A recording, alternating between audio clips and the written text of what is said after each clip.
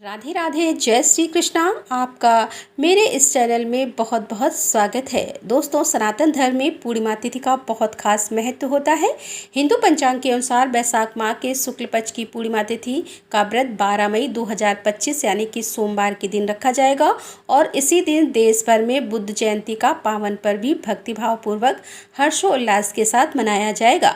वैशाख पूर्णिमा का यह पावन तिथि हिंदू धर्म में विशेष महत्व रखता है।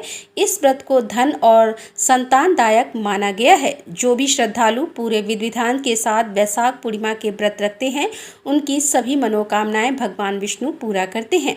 कहा जाता है कि जो कोई भी भक्तगण वैशाख पूर्णिमा का व्रत पूरी श्रद्धा और विश्वास से करता है, तो उस पर भगवान विष्णु और माता लक्ष्मी की विशेष कृपा होती है। धार्मिक मान्यता के अनुसार पूर्णिमा की तिथि पर भगवान सत्यनारायण की कथा वार्ता का विशेष महत्व होता है। इसी दिन घर पर ही स्वयं श्री सत्यनारायण की कथा वार्ता का श्रवण अवश्य करना चाहिए। और वैशाख पूर्णिमा का महात्म्य कथा इस प्रकार से है कि एक बार द्वापर युग के समय दौरान माता यशोदा जी भगवान श्री कृष्ण से पूछती हैं कि आप संसार के पालन करता हो, मुझे ऐसा कोई उपाय बताओ जिससे मृत्युलोक में किसी भी स्त्री को विधवा होने का भय न हो और न ही उसे निसंतान होने का दुख रहे। तब भगवान श्री कृष्ण ने अपनी माता यशोदा से कहा कि मैं आपको एक ऐसे ही व्रत के बारे में विस्तार से बताता हूँ। सौभाग्य प्राप्ति के लिए हर महिला को 32 पूर्णमासी तक पूर्णिमा का पावन व्रत को करना चाहिए। इससे संतान और सौभाग्य की रक्षा होती है। एक क्रांतिका नामक नगर में राजा चंद्रहास राज करता था। उसके नगर में एक तनेश्वर नामक का ब्राह्मण उनकी पत्नी सुशीला के साथ रहता था।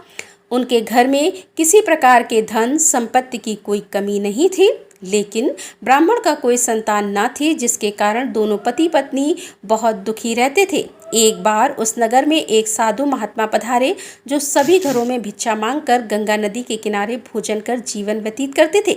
लेकिन वह साधु धनेश्वर के घर भिक्षा मांगने नहीं जाते थे। यह देखकर सुशीला और धनेश्वर बहुत दुखी हुए और जाकर उस साधु महात्मा से पूछा कि आप सभी घरों में भिक्षा लेते हो, लेकिन हमारे घर क्यों नहीं? ऐसा क्यों? साधु महाराज, तब साधु ने कहा कि तुमने संतान हो और ऐसे घर में भिक्षा लेना पतितों के अन्न के समान होता है। मैं पाप का भागीदार नहीं बनना चाहता, इसीलिए तुम्हारे घर से भिक्षा नहीं लेता हूँ।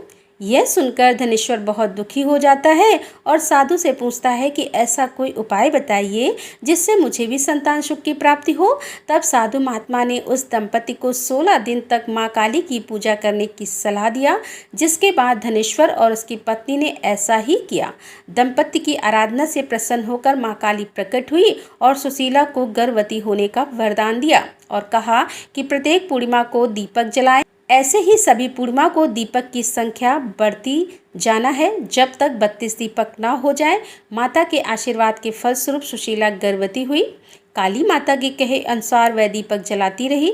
माँ काली की कृपा और आशीर्वाद से दंपति के घर एक पुत्र ने जन्म लिया, जिसका नाम धनेश्वर और सुशीला ने देवदास रखा। देवदास जब बड़ा हुआ तो धनेश्वर ने उसे विद्या ग्रहण करने के लिए काशी भेजा।